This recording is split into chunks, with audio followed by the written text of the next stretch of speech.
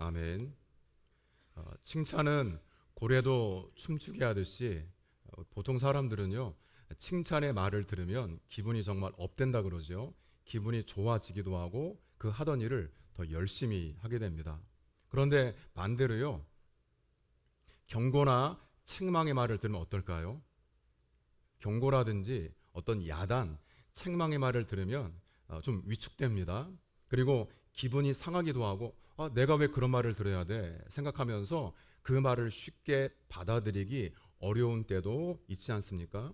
오늘 살펴볼 말씀은 하나님께서 한번 따라합니다. 말라기, 구약의 마지막 선지자인데 말라기 선지자에게 이스라엘에게 주신 하나님의 약속의 말씀인데요. 한번 우리 1절 같이 보겠습니다. 여호와께서 말라기를 통하여 이스라엘에게 말씀하신 경고라. 아멘. 말라기의 시작은 분명히 하나님께서 하나님의 사람 말라기를 통해서 하나님의 백성 이스라엘에게 말씀하신 것이 맞습니다. 그런데 끝에 보면 그 말씀의 종류가 어떤 말씀이죠? 경고입니다. 경고의 말씀입니다. 굉장히 무거운 내용이기 때문에 지금 말씀을 전하는 선지자 말라기도 두려워하는 마음으로 정말 큰 마음의 부담감을 가지고 전할 수밖에 없었습니다. 잠언 6장 23절의 말씀을 보면 대저 명령은 등불이요 법은 빛이요 훈계 책망은 곧 생명의 길이니라 라는 말씀이 있습니다. 듣기에 좀 불편하고 우리 마음에 거북하더라도 명령과 가르침과 훈계의 이 모든 것은 책망은요 그 사람을 생명의 길로 인도한다라는 것입니다. 때로는요 우리 목사의 설교의 말씀이 또 여러분들의 부모님의 말씀이 또 친구의 조언과 권면이 직장에서도요 상사의 어떤 충고 또 동료들의 권면 이 모든 것들이 듣기에 불편할 수 있습니다. 불편하고 마음에 부담이 되지만 이러한 명령과 가르침과 훈계 책망은 결국 그 사람을 바른 길로 생명의 길로 인도한다라는 것이 성경의 말씀이죠. 그런데 잠언 1장 6절에 보면 여호와를 경외하는 것이 지식의 근본이거늘 어리석은 자는 지혜와 훈계를 어떻게 합니까? 멸시한다라고 말합니다. 지혜의 말씀을 그리고 이렇게 하라라고 하는 조언과 권면과 그리고 훈계의 말씀을 아예 귀를 닫아서 듣지 않고 멸시한다 그런 뜻입니다. 어리석은 사람은 절대로 훈계를 듣지 않습니다. 그러면 하나님께서 이스라엘 백성들에게요 들으면 분명히 부담이 되고 대다수의 사람들은 불편한 말씀이기 때문에 경고의 말씀이기 때문에 귀담아 듣지 않을 것을 알면서도 왜 이 경고의 말씀을 이 구약의 마지막에 말라기를 통해 주셨을까요? 그 이유는 주의하라 그런 뜻입니다. 부담스러운 말씀이지만 경고의 말씀이지만 듣기 거북한 말씀이지만 그 말씀을 듣고 신앙생활을 한번 잠깐 멈추어서서 어떻게 하라고요? 주의하고 점검해 봐라 그러한 뜻입니다. 왜냐하면 지금 멈춰서서 내가 가는 길이 바른 길인지 점검하면서 생명의 길로 가기 위해서 하나님께서는 지금 말라기를 통해 조금은 부담스럽고 불편하지만 경고의 말씀을 이스라엘 모든 공동체 가운데 하고 계십니다. 운동 경기에서요 이렇게 서로 상대방과 부딪히는 경기들이 많이 있습니다. 그런데 조금 경기하다 보면은요 경기가 과열이 됩니다. 과격해지고 선수들이 서로 반칙을 좀 심하게 할 때가 있습니다. 그러면은 이때 심판이 다가와서 반칙을 한 선수에게 노란색 옐로 카드를 꺼냅니다. 어떤 뜻입니까? 경고, 주의하라 그런 뜻입니다. 이러한 반칙을 다시 한번 하게 되면 이제 빨간색 레드 카드가 나와서 경기할 수 없고 이 경기장에서 나갈 수 있습니다 라고 하는 그러한 사전 경고의 의미로 주의하라 그런 뜻으로 노란색 옐로 카드를 내밀지요. 그 뜻은요 즉시 나가라는 것이 아니라 진정하고 좀 차분하게 다시 한번 경기에 집중하라 그런 뜻입니다. 그래서 경고를 받은 사람은요 한 번 더 내가 그렇게 과격하게 반칙을 하게 되면은 퇴장인 것을 알기 때문에 더 주의하면서 조심하면서 경기를 할 수밖에 없습니다. 우리의 신앙생활에 한번 적용해 보면은요, 저와 여러분들의 신앙의 성숙은요, 칭찬받을 때 드러나지 않습니다. 칭찬받을 때는요, 칭찬할 때는요, 다 좋습니다. 싫어하는 사람이 누가 있습니까? 다 흐뭇해하고 좋아하고 박수를 치면 우리가 그 박수에 대해서 인사도 합니다. 칭찬받을 때는요, 그 사람의 신앙의 성숙함이 어떠한지가 잘 드러나지 않습니다. 그런데요, 훈계와 책망의 말씀을 어떻게 받느냐, 이것을 보면은 그 사람의 신앙의 성숙함을 알 수 있습니다. 대부분의 사람들은요, 책망하고 더 나아가서 훈계하는 그 말을 하게 되면, 그 말을 듣게 되면 어떻게 하는 줄 아세요? 표정이 달라집니다. 환하게 웃다가도요, 훈계하고 책망하는 그 말을 들으면 얼굴 표정이 일그러집니다. 내 귀에 듣기 싫은 말씀이기 때문에 그렇습니다. 그런데 항상 자기 귀에 좋은 말씀만 듣고 마음에 거슬리는 것은 거부한다면 어떻게 신앙이 자라겠습니까? 그것은 신앙의 바른 태도가 아니겠지요. 그러므로 우리 성도들이 하나님의 말씀을 취사 선택하거나 우리 시험 치를 때 사지선다형 문제가 있죠. 4개 중에 하나 답이 있기 때문에 그 4개 중에 하나를 선택하는 것입니다. 그런 것처럼 4개 중에 하나를 선택하는 것처럼 하나님의 말씀을 선택한다면 잘못된 것입니다. 내게 거부감이 있고 조금은 불편하더라도 골라서 듣고 골라서 순종하는 것은 잘못된 신앙 태도입니다. 우리가 음식을 드시더라도요, 여러분 골고루 드시죠. 아무리 채소, 야채가 좋다 하더라도 그것만 드실 수 없습니다. 적당량의 단백질, 고기도 드셔야지요. 골고루 먹어야지 영양이 유지가 되듯이 영적인 양식, 영혼의 양식이 무엇입니까? 말씀입니다. 그 말씀도 때로는 경고의 말씀, 때로는 책망의 말씀, 도전, 또 감동, 치료, 결단, 헌신, 이 모든 말씀을 골고루 받아들여야지 우리의 영혼이, 우리의 영적인 생명이 건강하게 유지될 수 있습니다. 지금 이스라엘 백성들은요, 바벨론 포로에서 귀환한 이후에 드디어 성전 건축을 시작했는데 그만 어려움 때문에 공사가 멈췄습니다. 15년에서 16년 동안 공사가 중단이 된 채 놓여 있었습니다. 여러분, 1년, 2년도 아니고요, 15년에서 16년 동안 성전 공사 현장이 방치가 되다 보니까 거기서 일했던 하나님의 사람들이 다 흩어졌습니다. 이 말은 하나님의 일이 중단이 되면서 하나님의 사람들이 흩어졌고 하나님으로부터, 하나님의 일로부터, 사역으로부터 관심과 발걸음이 점점 더 멀어졌다, 그런 뜻입니다. 다르게 표현하면 하나님으로부터, 하나님의 일로부터 마음의 문이 완전히 닫혔습니다. 이때 하나님께서 그러한 이스라엘 백성들을 책망하시면서 이렇게 말씀하시는데 1장 2절 한번 같이 읽겠습니다. 1장 2절입니다. 여호와께서 이르시되 내가 너희를 사랑하였노라 하나 우리를 사랑하셨나이까 하는도다. 나 여호와가 말하노라 에서는 야곱의 형이 아니냐 그러나 내가 야곱을 사랑하였고. 아멘. 하나님께서 이 이스라엘을 책망하시면서 경고하고 훈계 말씀을 주시면서 더불어 이렇게 말씀하십니다. 얘들아, 내가 너희를 사랑한 것 알고 있지? 내가 너희를 사랑했어 라고 말씀하시니까 이스라엘 백성들이 이렇게 대답합니다. 하나님, 우리를 어떻게 사랑하셨습니까? 우리를 어떻게 사랑하셨죠? 아브라함 때서부터 이삭, 야곱, 애굽에 종살이 갔습니다. 애굽에 내려가 종살이 했죠. 400년 동안의 그들의 아픔을 하나님이 들으시고 하나님의 사람 모세를 보내셔서 하나님의 방법으로 출애굽시켜 주시고 가나안 땅을, 광야를 지나서 가나안 땅에 정착하고 하나님께서 그때그때마다 이른 비와 늦은 비를 주셔서 열매가 풍성하게 됐습니다.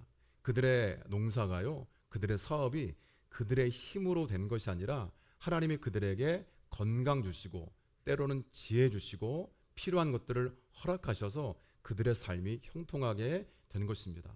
그 은혜를 잊어버리고 우상 숭배했습니다. 하나님께서 돌아오라고 계속해서 하나님의 사람들을 통해 말씀하셨지만 귀담아 듣지 않았을 때 하나님께서 징계와 심판으로 깨닫고 돌아오라고 저 바벨론에 70년 동안 포로 생활 보내셨습니다. 세상의 모든 걸 주관하신 하나님께서 고대 근동의 역사를 주관하셔서 정말 뜻하지 않는 이 바벨론을 무너뜨렸던 바사 페르시아 제국의 고레스 왕을 통해서 너희들은 이스라엘로 돌아가도 좋다라고 하는 칙령이 선포가 되고 돌아가서 모든 성전을 지을 수 있는 자원과 지원을 아끼지 않았습니다. 아니 어떻게 사랑했냐니요. 우리 부모님들이 아이들에게 얘들아 내가 너희를 얼마나 사랑하는지 알지? 라고 말씀하셨는데 우리의 자녀들이요. 아니 아빠 엄마가 저를 어떻게 사랑하셨습니까? 라고 말한다면 우리의 마음이 어떨까요? 무너지겠죠. 어떻게 사랑하다니. 한두 가지입니까? 어떻게 말할 수가 없죠. 말하는 게 오히려 우습지요. 사랑의 열매고 평생을 사랑으로 키우지 않았습니까? 그런데 엄마, 아빠 어떻게 사랑했습니까? 어떻게 사랑했어요? 라고 대답한다면 그런 지금 자녀인 이스라엘이 부모인 아버지인 하나님께 이렇게 말하고 있습니다. 우리를 어떻게 사랑하셨습니까? 뭘 주셨습니까? 부모가 자녀를 어떻게 사랑하는지 여러분 하나하나 설명을 해야 될까요? 그건 사랑이 아니겠죠. 모든 관심 하나하나가 다 사랑입니다. 이런 이스라엘에게 하나님께서 이렇게 말씀하시는데 6절입니다. 같이 읽겠습니다. 내 이름을 멸시하는 제사장들아 나 만군의 여호와가 너희에게 이르기를 아들은 그 아버지를 종은 그 주인을 공경하나니 나를 공경함이 어디 있느냐 내가 주인일진데 이르기를 냐 어떻게 주의 이름을 멸시하였나이까. 아멘. 하나님께서 아들은 아버지를 종은 그 집의 주인을 존경하고 공경하고 따르는데 너희의 제사장들은 이스라엘의 대표적인 신앙인들입니다. 믿음의 일꾼들이죠. 너희들은 나를 멸시했다라고 말씀하십니다. 여러분 이게 가능할까요? 목사가 교회 중직자들이 하나님의 백성들이 하나님을 어떻게 멸시할 수가 있겠습니까? 내가 너희를 사랑했어. 우리가 어떻게 주님 우리가 어떤 사랑 받았습니까? 어떻게 저를 사랑했습니까? 그런 백성들에게 너희가 나를 멸시했다. 아들은 아버지를 존경하고 한 집의 종은 주인을 공경하고 그 말씀에 순종하는데 너희는 아버지인 나를 하나님인 나를 특별히 제사장들이 멸시했다라고 말씀하십니다. 제사장들은 제사, 오늘로 말하면 예배를 주관하고 성도들의 모든 신앙을 돌보는 사람이지요. 이게 말이 됩니까? 제사장이 오히려 바로 서서 하나님을 잘 섬기고 모든 백성들이 하나님을 잘 섬길 수 있도록 목양하고 기도해주고 등 뒤에서 밀어줘야 되는데 그 제사장이 오히려 하나님을 멸시했다. 하나님을 인정하지 않았다. 그런 뜻입니다. 바벨론 포로에서 돌아오고 성전 건축이 진행되는 가운데 좀 어려움이 있다라고 해서 그 공사가 중단이 됐습니다. 그렇지만은요, 정말 놀라운 바벨론에서 귀환한 그 은혜를 받은 지가 얼마인데 그 큰 은혜를 정말 하늘보다도 바다보다도 넓고 깊은 그 은혜를 어떻게 이렇게 쉽게 잊을 수가 있겠습니까? 여러분, 은혜를 잊어버리면 하나님을 멸시할 수 있습니다. 은혜를 잊어버리면 하나님을 하나님으로 인정하지 않게 됩니다. 내가 받은 모든 것이 은혜가 아니라 그저 당연한 것으로 받아들이는 것은 은혜 주신 하나님을 멸시하는 것입니다. 은혜를 빨리 잊어버리면 우리도 하나님을 멸시할 수 있습니다. 여러분, 지난 교회 역사 19년의 시간이 짧으면 짧다고 할 수 있고 또 길다면 길다고 할 수 있죠. 그런데 결코 짧지만은 않은 시간입니다. 거의 20년의 시간인데요. 여러분, 그 시간 우리가 받았던 은혜를 우리도 잊어버리면 저 바벨론 포로에서 귀환한 하나님의 은혜와 사랑을 잊어버리면 하나님을 멸시하고 우리가 무슨 사랑 받았습니까? 우리를 어떻게 사랑했습니까? 뭘 주셨습니까? 라고 말했던 이스라엘 백성들처럼 우리들도 하나님을 멸시하고 하나님을 인정하지 않는 그 자리에 설 수 있습니다. 구체적으로 7절 한번 같이 읽겠습니다. 너희가 더러운 떡을 나의 제단에 드리고도 말하기를 우리가 어떻게 주를 더럽게 하였나이까 하는도다. 이는 너희가 여호와의 식탁은 경멸히 여길 것이라 말하기 때문이라. 아멘. 하나님의 제단에요, 떡상 위에 떡을 드렸는데 아무렇지도 않게요, 그냥 더러운 떡을, 처음엔 그렇지 않았겠죠, 잘 간 만들어서 그리고 먼저 하나님께 드리고 먼저 하나님 앞에 가서요 기도하고 그리고 하나님께 드린 다음에 같이 식구들이 모여서 먹고, 드리려다가 이거 안 돼, 시간이 좀 지났기 때문에 더 귀한 것으로 만들어 드려야지, 그 마음이 처음 마음이었습니다. 그런데 시간이 지나면서 은혜를 잊어버리니까 빨리 갖다 떡상에 올려드려, 빨리 예배 드리고 와. 더러운 떡을 제단에 드렸고요. 8절 이어서 보게 되면은 하나님 앞에 제물을 드리는데 눈이 멀고 부정한 제물을 드렸습니다.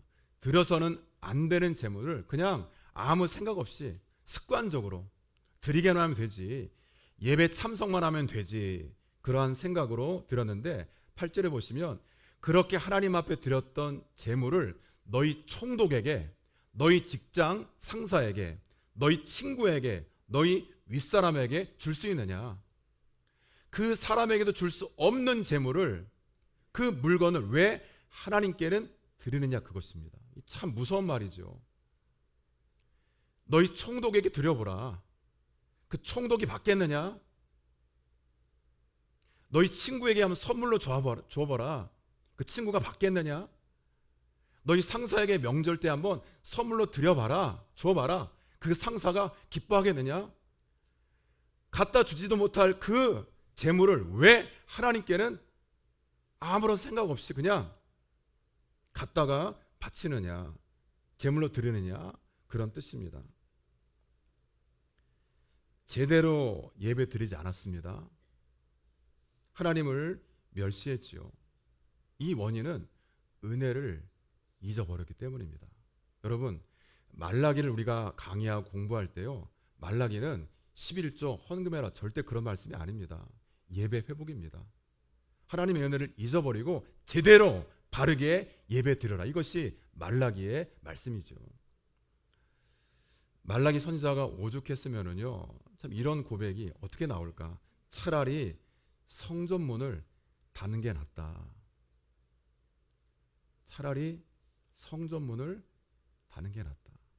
그렇게 예배를 드리려면, 그렇게 그냥 내가 마음 내키면 새벽기도 나오고, 기분이 조금 우울하고 마음이 안 좋으면 그냥 예배 안 나오고, 연초에 열심히 하다가 그냥 좀 바쁘고 힘들면 누가 하겠지, 그런 마음으로 그 자리를 떠나버리고, 차라리 그러면 그거 안 하는 게 낫고, 차라리 그렇게 예배 드리려면 성전문을 닫는 게 낫다라는 것이 제 말이 아니라 구약의 마지막 선지자 말라기의 시대를 향한 경고의 말씀입니다. 하나님께 드리는 제사 예배예요, 예배자의 마음과 정성과 사랑이 담기지 않으면 그 예배는 예배가 아닙니다. 그냥 예배 시간에 참여할 수 있지만 절대로 우리의 마음과 정성과 생명과 온 관심이 집중되지 않으면, 담기지 않으면 그 예배는 예배가 될 수 없습니다. 그냥 하나의 종교 행사에 참여한 것뿐이죠. 그리고 이러한 예배가요, 하나님은 참된 삶으로 예배 드렸기 때문에, 은혜 받았기 때문에 은혜를 잊지 않고 제대로 예배 드렸으면 그 예배가 우리의 일상의 삶으로 드려져서 이어져서 흩어진 그 자리에서 예배자로 살아가야 되는데, 말라기 2장에 보면 예배 드린 다음에 이스라엘 백성들이 서로 싸우고 속입니다. 내가 조금 더 이익을 얻기 위해서 예배 드린 다음에 교회 문을 나서자마자 서로 싸우고 서로 속입니다. 힘없는 사람의 눈에서 눈물이 나오게 합니다. 그리고 이방인과 하나님을 섬기지 않고 우상 숭배하는 이방인과 결혼하는 그런 그릇된 일도 행했습니다. 이게 하나님께서 하지 말라고 한 일을 은혜를 잊어버리니까, 예배가 예배되지 않으니까, 이 예배가 삶으로 이어지지 않으니까 그냥 그렇게 싸우고 속이고 하나님 말씀을 어기고 있는 것이죠. 2장 2절 한번 같이 읽겠습니다. 2장 2절. 만군의 여호와가 이르노라, 너희가 만일 듣지 아니하며 마음에 두지 아니하여 내 이름을 영어롭게 하지 아니하면 내가 너희에게 저주를 내려 너희의 복을 저주하리라. 내가 이미 저주하였나니 이는 너희가 그것을 마음에 두지 아니하였음이라. 아멘. 하나님께서요, 하나님의 자녀지만 하나님의 백성들에게 저주하십니다. 저주하실 때가 바로 2장 2절의 말씀에 나오는데, 말씀을 듣지 않을 때, 말씀을 마음에 두지 않을 때, 하나님의 이름을 영어롭게 하지 않는다는 것은 하나님을 하찮게 여길 때, 아들도 아버지를 공경하고 종도 주인을 잘 섬기는데, 하물며 성도들이요, 하늘 아버지를, 하나님을, 그 말씀을 듣지 않고 마음에 두지 않고요, 이름을 합찮게 여길 때 하나님이, 하나님 백성이지만 그 백성을 향해 저주하시는데요. 2장 3절 보시면 재물의 배설물이 얼굴에 발라진다. 이게 참 수치스러운 일입니다.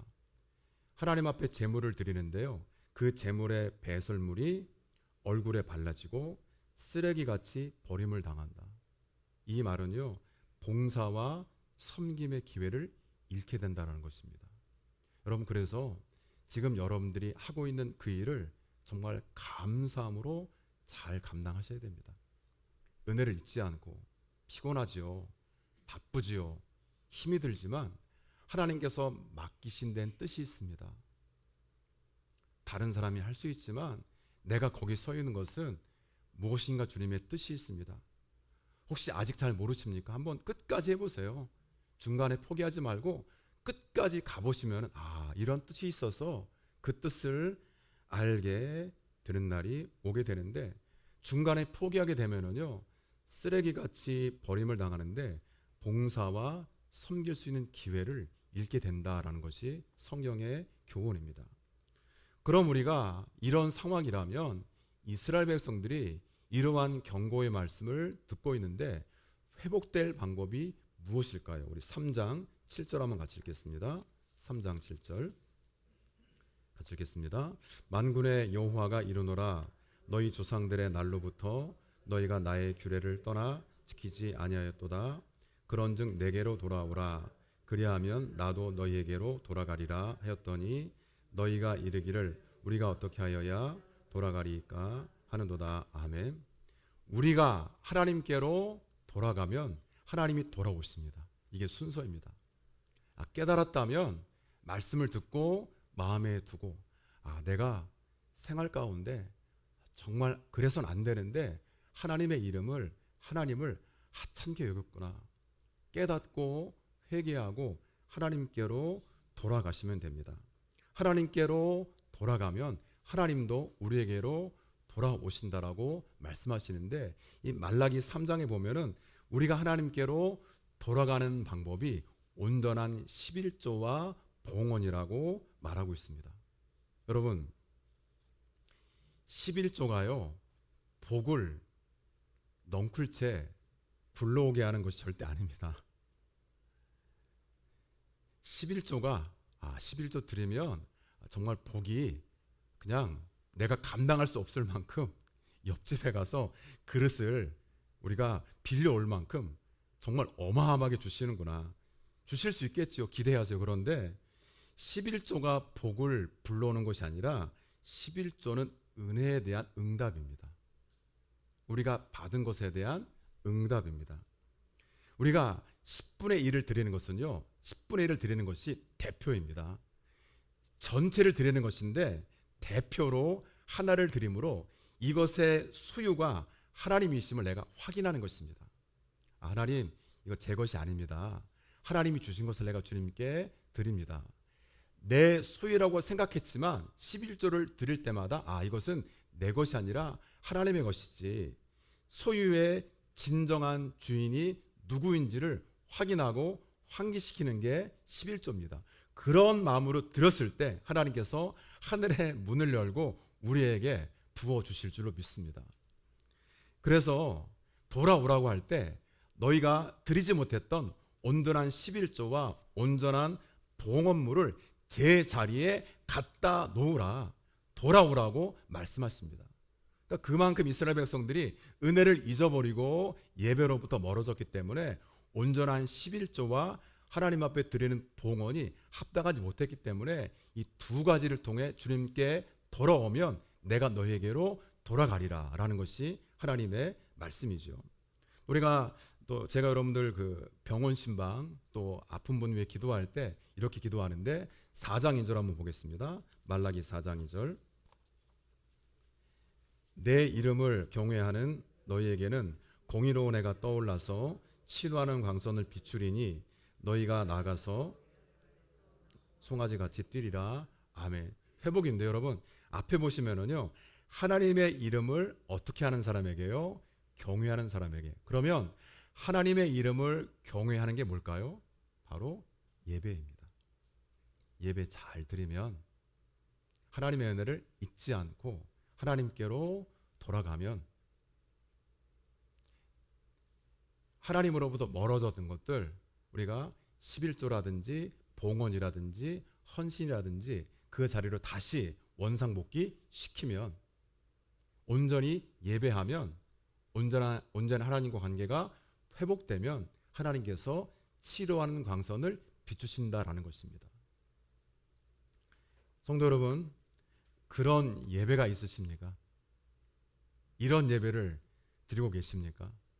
아니 목사님, 지금 주일인데 우리가 대예배, 주일 낮 예배 드리고 있지 않습니까?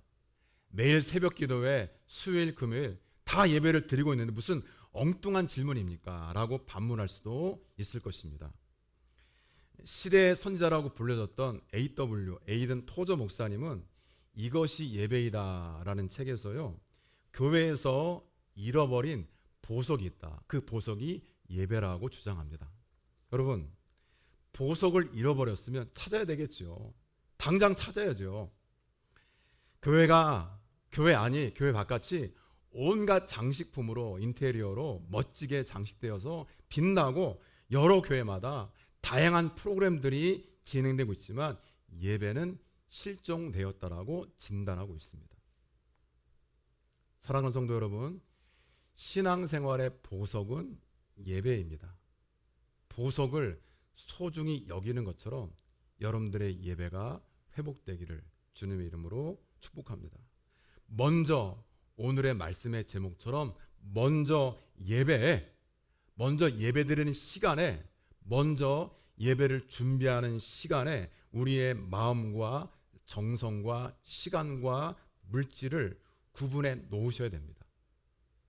먼저 예배를 준비하는데, 그리고 예배 드린 다음에 우리의 삶 속에 그 예배가 연결되고 그 삶의 현장에서 예배자로 살아가는데 저와 여러분들의 마음과 시간과 그리고 정성과 물질과 관심과 힘을 구분해 놓으시기를 주님의 이름으로 부탁을 드립니다. 긴장감을 가지시고요. 한번 긴장감을 가지시고 그런 예배 내가 늦지 않기 위해서 한 10분, 15분 정도 미리 오셔서 차분하게 기도하시면서 준비하시고 함께 찬양으로 하나님 앞에 나아가시고 어렵게 예배 드리러 오셨는데 이 폭우 가운데요, 또 장마 가운데, 무더위 가운데 우리가 왔는데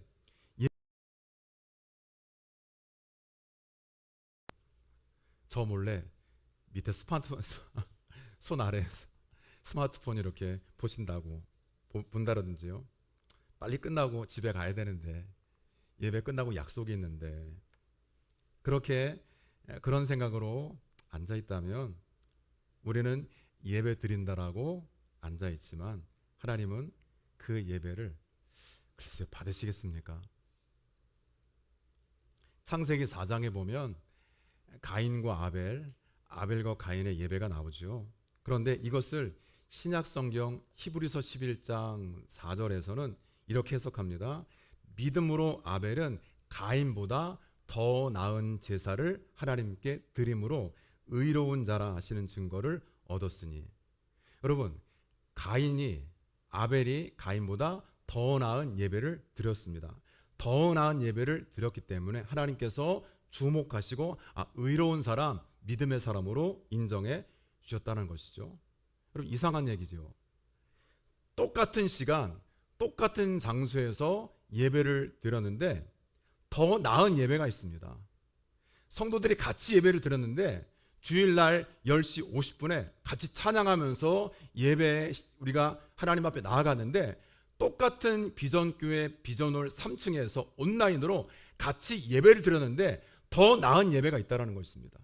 똑같은 예배가 아니라 다른 사람보다 더 나은 예배, 다르게 말하면 못한 예배가 있다는 것이죠. 아벨의 예배는 받으셨지만 가인의 예배는 받지 않으셨습니다. 아벨은 주일날 예배를 드렸고 가인은 예배에 결석한 것입니까? 그렇지 않습니까? 그렇지 않습니다. 똑같이 예배를 드린 것입니다. 믿음의 예배를 받으셨죠. 아벨의 예배가 더 나은 예배가 된 것은 믿음의 예배인데요. 믿음은 예배에 최우선순위를 두는 것입니다. 영어로 예배를 워십이라 그러는데 여러분이 워십에서 워스, 가치라는 말이 나왔습니다. 다르게 말하면 여러분, 우리는 가장 내가 가치 있어, 가장 귀하게 여겨 라고 생각하는 것을 소중히 여기고 아끼고 많이 생각합니다. 왜냐하면 그만큼 나에게 소중하고 가치가 있기 때문에 많은 것을 들여서 우리가 공들여서 닦기도 하고요, 그리고 보관하기도 하고 많이 생각합니다. 믿음이 무엇일까요? 하나님을 가장 가치 있는 분, 가장 소중한 분으로 믿는 것입니다. 내 인생에 가장 가치 있는 보물로 하나님을 믿고 그 하나님을 예배하는 것이 참된 예배자 믿음이라고 말할 수 있습니다. 그렇게 하나님께 예배를 드리고 하나님을 섬기는 일에 첫 번째 우선순위를 두는 것이 하나님이 기뻐하시는 예배자입니다. 창세기 4장 4절에 보면 아벨이 양의 첫 새끼와 기름으로 예배했다라는 말이 나옵니다. 여러분, 첫 번째 것을 드린 것은 첫 번째 누구를 생각하는 것입니까? 하나님을 생각한 것입니다. 첫 번째, 먼저 하나님을 생각하고, 기름은 최상의 것을 의미합니다. 먼저 하나님을 생각하고 가장 좋은 것을 주님께 드렸다라는 것은 하나님이 내 인생에, 내 삶 가운데 가장 가치가 있기 때문에 첫 번째로 생각하고 가장 귀한 것을 드리는 그 아벨의 예배를 하나님께서 받으신 것입니다. 이것이 하나님을 향한 아벨의 마음이었습니다. 그리고 하나님께서 성경 보면 아벨과 그의 제물은 받으셨다는 말이죠. 아벨의 삶이 예배와 연속이 되었기 때문에 예배 드리러 나온 아벨의 삶도 하나님은 제물로 받으셨다는 뜻이죠. 하나님을 만나고 하나님의 말씀에 따라서 그는 예배 후의 삶이 예배자처럼, 마치 성전에서 예배 드린 것처럼 가정에서 일상생활에서 예배자답게 살았다라는 것을 우리가 알 수 있습니다. 다르게 표현하면 항상 하나님을 의식하며 산 사람이 아벨이었습니다. 그러나 세상의 불신자들은요, 돈을 가장 가치 있다고 생각하니까 그 돈을 하나님처럼 섬기는 것입니다. 가장 가치 있는 것을 우리는 거기에 많은 시간을 투자하고 섬기기 때문에 세상의 불신자들은 쾌락을 위해서, 돈을 위해서, 명예를 위해서, 권력을 위해서 그렇게 달려가는 것은 거기에 가치를 두기 때문에 마치 그것을 하나님처럼 지금도 섬기고 있습니다. 여러분, 저와 여러분들에게는 하나님이 가장 가치 있는 하나님 되시기를 축복합니다. 세상의 어떤 것도 비교할 수 없고 어떻게 하나님이랑 비교할 수가 있겠습니까? 하나님께 나아가는데 그 어떤 것도 지장이 없이 오직 하나님을 잘 예배하고 섬기는 우리 비전교회 성도가 되시기를 주님의 이름으로 축복합니다. 오늘 이 시대 한마디로 말하면 예배의 위기의 시대입니다. 이사야 1장 12절에 보면은요, 성도들이 성전에 마당만 밟고 간다라는 표현이 있습니다. 다 예배 드리러 왔는데 마당만 밟고 갑니다. 그냥 예배 참석하고 예배 보러 왔어. 그러한 형식적인 오고 가는 성전의 마당만 밟는 그러한 예배가 아니라 오늘 말씀 같이 나누는 것처럼 예배가 먼저여서 우리에게 말라기를 통해 주신 것처럼 경고와 책망의 말씀이지만 여러분들 불편하고 거부하기 때문에 그냥 흘려보내는 것이 아니라 그것도 우리가 받아들이는 것, 신앙의 성숙함이므로 잘 받아들이셔서 잘 적용하셔서 이 시대에 참된 예배자로 서시는 성도 되시기를 주님의 이름으로 축복합니다.